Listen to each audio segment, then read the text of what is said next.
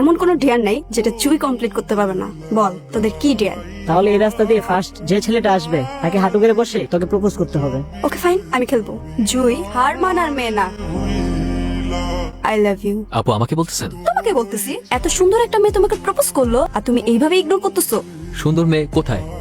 এই ক্যাম্পাসে সব ছেলেরা আমার পিছনে ঘুরে আর তুমি বলতেছো কোন মেয়ে? এই ক্যাম্পাসের সব থেকে সুন্দর মেয়ে আমি। ও আচ্ছা আচ্ছা, ক্যাম্পাসের সব ছেলেরা যদি আপনার পিছনে ঘুরে তাহলে সব ছেলের কমপক্ষে রুচি 3 বেলা খাওয়া উচিত। তাদের মাথায় ঝামেলা আছে। আসি আপু। আরে তোরা সবসময় আমাকে দেখে এমন করিস কেন? আরে ভাই, কার সাথে কিভাবে কথা বলতে হয় তুই তো সেটাও জানিস না। তোর এই ঠুটকারেমি স্বভাবের জন্য ভার্সিটির সবাই তোর উপর বিরক্ত। আমি তো কখনো মিথ্যা কথা বলিনি, আমি সবসময় সত্য কথা বলি। সেটা কি আমার দোষ?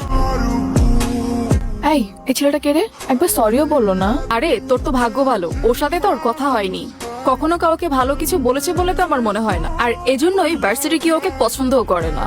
খুব ইন্টারেস্টিং কিন্তু। দেখলাম ক্লাসে একা একা বসে, কেউ সাথে কথাও বলে না। হ্যাঁ, কিন্তু ভুলে কথা বলার বা ফ্রেন্ডশিপ করার চিন্তা তুই মাথায় আনিস না। সবাই ওকে ইগনোর করে, তোরও উচিত ওকে ইগনোর করা। আর এমনিতেও আমার মনে হয় না কোনো মেয়ের প্রতি ওর আকর্ষণ আছে বলে। হ্যালো, জি আমি। আমার কলমটা পড়ে গিয়েছে, তো কি হয়েছে? তো উঠিয়ে দিন। আমি কলম উঠাবো? আমাকে কেন উঠাতে হবে? আরো তো অনেকেই আছে, তাই না? ইয়েস স্যার, আমি জানি ক্লাসে অনেক মানুষ, কিন্তু আমি চাই কলমটা আপনি উঠান।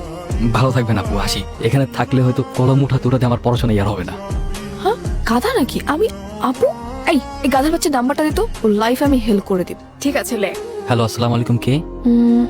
আমি তা তো জানি, কিন্তু কে আপনি? আমার পরিচয় জেনে আপনার কি হবে? আপনি আপনার পছন্দ মতো আমাকে একটা নাম দিয়ে দিন না।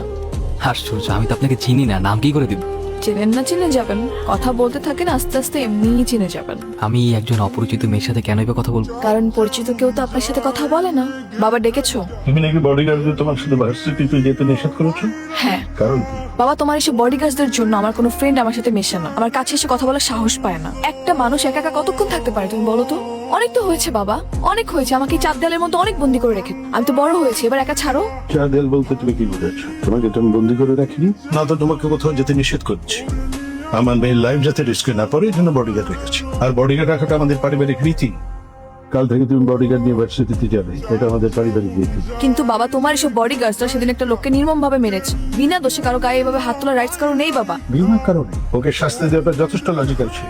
একটা রাস্তা খেয়ে আমার মেয়েকে প্রপোজ করবে, ওকে মেরে যে হাত পা ভেঙে দেয়নি, এটা ওর কপাল।